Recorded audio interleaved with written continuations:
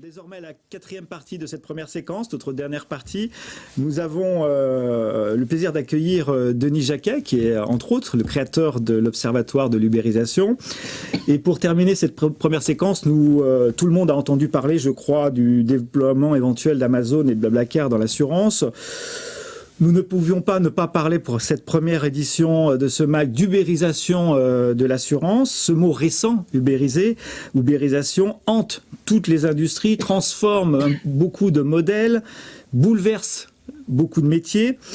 Nous avons donc convié un observateur avisé qui pose d'ailleurs par l'intermédiaire de son ouvrage la question ubérisation, un ennemi qui vous veut du bien. Pour rentrer dans le vif du sujet, Denis, l'ubérisation de l'assurance est un secteur que vous connaissez un peu. Vous y croyez, c'est possible ou pas ? En fait, se poser la question dans un terme plus général qui consisterait à savoir si l'ubérisation va s'appliquer ou non généralement à la société reviendra au même. C'est-à-dire qu'en fait, c'est plus une question de savoir si elle est en marche. C'est une expression qui devient difficile à utiliser maintenant sans connotation politique, mais elle est simplement en train de s'étendre à la totalité de la société dans tous ses compartiments, et l'assurance la première. Bon, pourquoi l'assurance la première ? Parce que, je ne sais pas si vous avez en tête cet ouvrage que Jacques Attali avait écrit, je crois, il y a 3 ou 4 ans, qui s'appelait « Une brève histoire de l'avenir », si ma mémoire est bonne, et dans lequel Jacques Attali disait « Dans 20 ans, dans 30 ans, les sociétés les plus puissantes au monde seront des sociétés d'assurance ». Et à cette époque-là, tout le monde y croyait, le raisonnement était cohérent et ça paraissait relativement logique qu'effectivement l'assurance, parce qu'elle gère la vie du citoyen, allait devenir l'entreprise qui allait gouverner le monde. Et aujourd'hui, 5 ans plus tard, la plupart des assureurs se disent « mais aujourd'hui, nous n'avons pas la donnée de nos propres clients, nous ne savons pas la maîtriser, la collecter, l'utiliser ». Et en fait, on va finir par se faire revendre la donnée par les GAFA, qui la connaissent mieux que nous, sous tous les aspects. Amazon, Facebook, les réseaux sociaux, Google, par les recherches qu'en plus l'Europe leur donne de façon totalement stupide. Enfin, je veux dire, on est comme le seul continent suffisamment crétin en Europe pour donner 95% de nos recherches à Google. C'est unique au monde. Même aux États-Unis, les Américains ne lui font confiance qu'à 60%. Donc du coup, forcément, vous avez tout à coup des monstres qu'on a créés nous-mêmes, qui possèdent notre donnée et qui vont être capables de la revendre demain à des assureurs qui vont en défendre complètement. Pourquoi ? Parce que Google va dire « mais le risque, ça ne m'intéresse pas du tout, Amazon, moi non plus, je ne veux pas couvrir le risque. Je vous refile la data, ça va coûter super cher, parce qu'effectivement, ça permet d'aller, comme tout le monde entier, vers l'individualisation de la santé, l'individualisation du risque, l'individualisation, puisque le monde de l'Internet est un monde qui va vers l'individualisation à outrance. Mais je vais vous laisser le risque avec une marge très faible. Donc du coup, on aura des géants avec des tout petits pieds, et de l'autre côté, effectivement, des géants qui, eux, vont vendre cette donnée, mais pas seulement aux assureurs.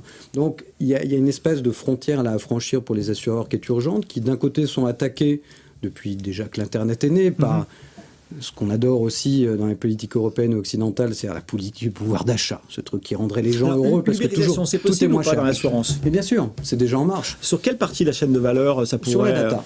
Je veux dire simplement sur le fait de collecter, de mieux connaître le client que les gens eux-mêmes. Mais vous en parlez à Pernod Ricard, ils ne connaissent pas leurs clients.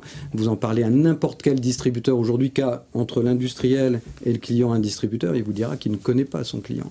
Donc en réalité, pour différents moyens, on a délégué cette data à d'autres, ou simplement on ne l'a pas analysée. Et du coup, pendant ce temps-là, certains ont constitué leur empire sur la data et vont la revendre à ceux qui en ont besoin, les assureurs en premier lieu.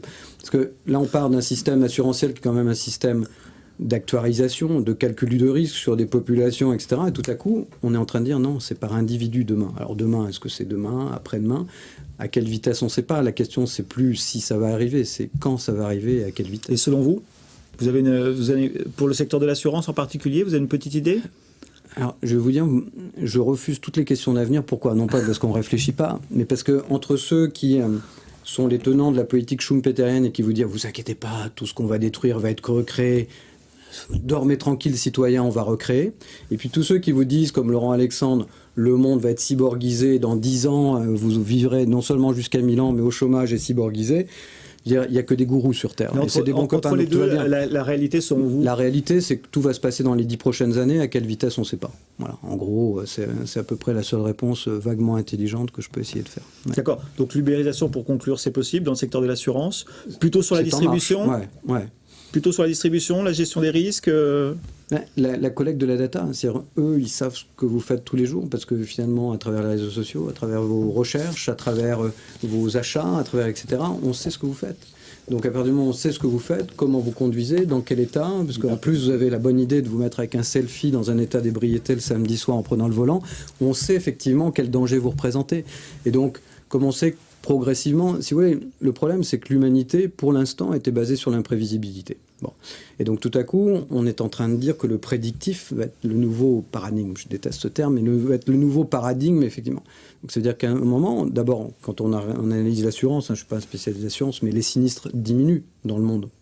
À part les événements climatiques, etc., qui s'accentuent, le sinistre baisse en permanence. Donc c'est-à-dire que les process, la normalisation a conclu, ou en tout cas a abouti à une diminution des risques et donc des sinistres. Et donc du coup déjà les choses à assurer sont moins nombreuses. Bon, donc du coup les gens qui déjà le vivaient comme une contrainte le vivent encore plus comme une contrainte. C'est pour ça que l'expérience client est très difficile.